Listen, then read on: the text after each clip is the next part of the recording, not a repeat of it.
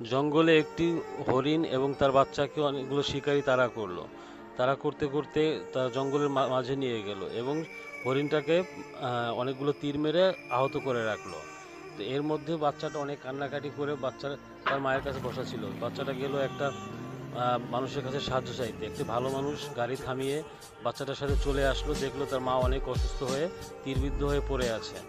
তো ভালো মানুষটি সেই হরিণটার কাছে এসে সুন্দর করে চিকিৎসা করে তার সবগুলো তীর একটা একটা করে বের করলো। অনেক কষ্ট করে সে হরিণটাকে সুস্থ করে তাকে ব্যান্ডেজ করে দিল। ব্যান্ডেজ করে হরিণটাকে সুস্থ করে দিল। সুস্থ করে দেওয়ার পরে সে বাচ্চাটাকে অনেক আদর করে চলে গেল।